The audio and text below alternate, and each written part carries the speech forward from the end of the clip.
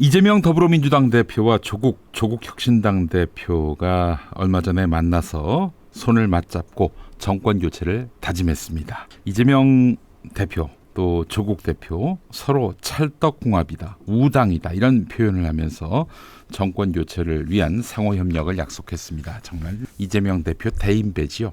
그렇잖아요. 사실 지난 총선에서 민주당이 대승한 것이 조국 혁신당이 나왔기 때문이다 이런 얘기를 조국 대표가 한 거 맞습니까? 아니, 조국 혁신당이 없었으면은 조국 혁신당이 가져갈 의석을 다 민주당이 가져가죠. 그 표가 어디 가겠어요. 예, 그 말씀은 좀 앞뒤가 맞지 않는 얘기인 것 같고요. 도저히 이해가 안 되는 얘기입니다.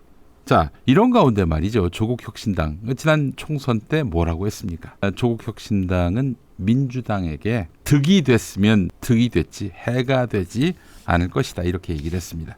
도움이 되는 존재가 된다는 얘기인데, 자, 근데 지금도 그럴까요? 뭔가 지금 조국 혁신당이 방향을 슬쩍 틀어서 독자 생존 쪽으로 길을 모색하고 있는 것 같습니다. 아니, 이재명 대표를 만난 게 지난 21일인데요. 이재명 대표를 만나기에 앞서서 1호 인재 영입식을 가졌습니다. 민주사회를 위한 변호사 모임 사무차장 출신의 류재성 변호사인데 이분을 당균형발전 특위위원장으로 위촉했습니다.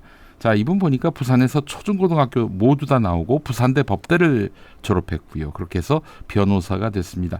그리고 곧 다가올 보궐선거에서 부산 금정구청장 선거에 후보로 낸다는 겁니다. 이번에 전남 영광 곡성 그리고 부산 금정구 그리고 인천 강화구는 이거 도시라고 보긴 어렵지만 어쨌든 그 수도권이란 말이죠. 부산 금정구 그리고 전남의 두 군데. 전남에다가 조국 혁신당이 후보를 내는 거는 조금 이해할 수 있는 부분이 있습니다. 왜냐하면 호남권이니까요.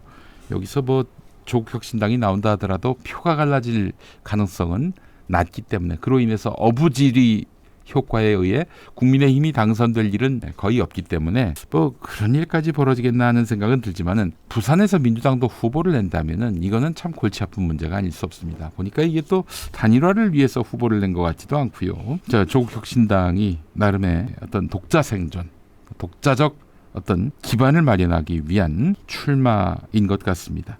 자, 사실 조국 혁신당 올해 정기국회를 앞두고 의원 워크숍을 여는데 그 국민의힘과 민주당은 교통이 편한 영종도에서 워크숍을 갖는 반면에 조국 혁신당은 전남 영광에서 상당히 원거리에서 개최를 합니다.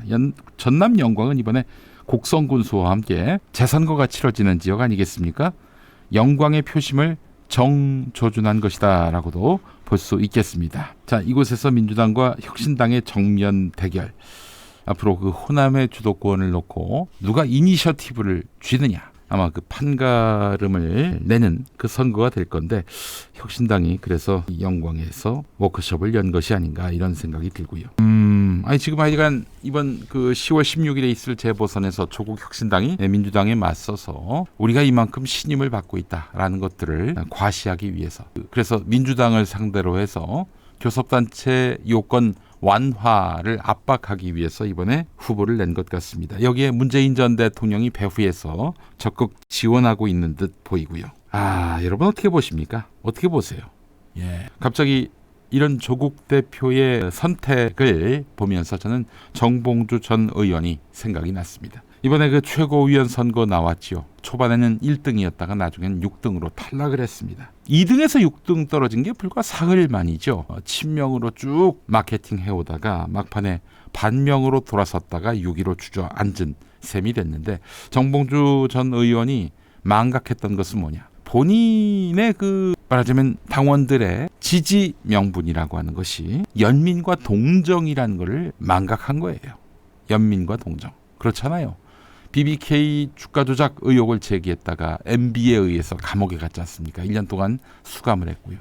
나와서 한동안 정치 복권이 불가능해서 사면이 안 돼서 그렇게 해서 구천을 떠돌다가 문재인 정부 들어서 복권이 됐는데 그리고 서울시장 선거에 나가려다가 가짜 미투 때문에 고생을 하고 그래서 이제 21대 총선에서 1심에서 이겨가지고 후보에 나가려고 했더니 2심 3심 가서 다 이겨갖고 와라. 당신 저기 엎어지면 그때 어떡하려고 하냐. 못 믿겠다 해서 1심에서 승소했음에도 불구하고 가짜 미투를 인정받지 못해서 출마를 못했습니다. 그리고 이번에 출마를 했는데 과거사를 갖고 또 문제 제기하는 언론 때문에 막판에 결국 또 주저앉게 됐습니다. 당을 위해서 수고를 많이 했는데 재평가를 받지 못하고 어항밖에 던져진 물고기 마냥 바닥바닥 뛰는 정봉주에 대해서 많은 당원들이 연민의 감, 동정의 염을 가졌던 것이죠. 그래서 최고위원 밀어주자, 이재명을 도와서 정권을 타도시키고 새 나라를 여는 데 있어서 정봉주에게 기회를 주자 이랬는데 이 양반이 갑자기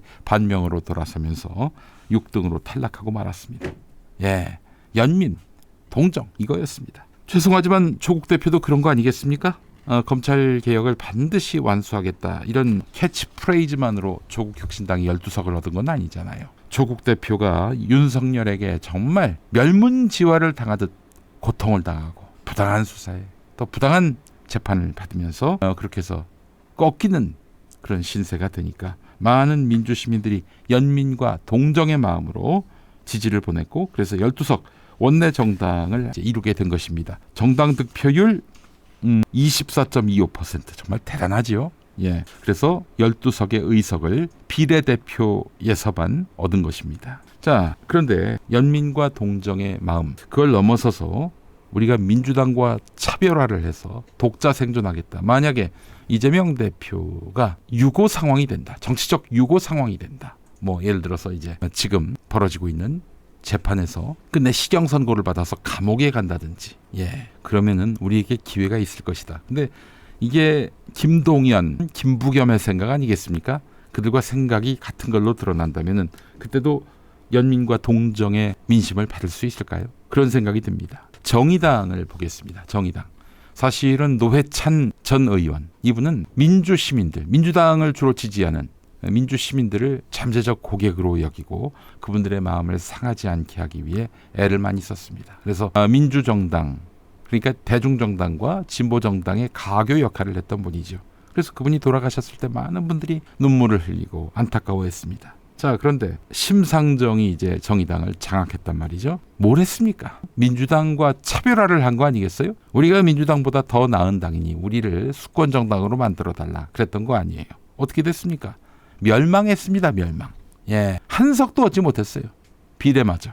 본인 지역구는 말할 것도 없고. 그렇습니다. 지금 그렇다고 해서 우리 민주시민들이 뭐 이재명 대표 민주당에게 가스라이팅 당해가지고 다른 선택지를 안 본다? 그거 아닙니다. 지금은 민주당을 중심으로 이재명 대표를 중심으로 똘똘 뭉쳐서 윤석열이를 몰아내고 새 나라를 세우는 것이 지금 민주시민들의 뜨거운 염원인 것입니다. 그 염원을 망각한 채 야, 이재명이가 뭐야? 내가 더 잘났지.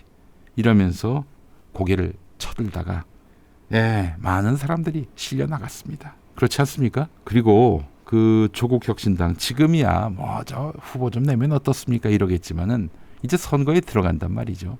상대를 악마화하지 않을 수가 없는 겁니다. 상대를 악마화하지 않을 수가 없어요. 여러분 전쟁이 나면요 그 상대를 죽이게 돼 있어요. 이성을 잃습니다. 그렇기 때문에 결국 조국 정의당은 민주당을 핥히려고 길을 쓸 것이고 왜냐 민주당 표를 자기들이 가져와야 되니까 이 과정 속에서 조국 혁신당을 지지했던 많은 민주시민들 지역구는 민주당 찍고 비례는 조국 혁신당 찍었던 그 지지자들의 마음을 상실할 가능성이 있다는 겁니다. 자, 4년이나 남았는데 대선 앞두고 좀 민주당과 뜻을 모을 수는 없습니까? 그래야 조국 혁신당에게 더 큰 이득이 있을 텐데 글쎄요. 제 생각이 잘못됐나요? 자, 조국 대표님, 조국 혁신당 당원들이 지지하는 대선 후보 1위가 조국 대표님이 아니라 이재명 대표임을 잊지 마시기 바랍니다.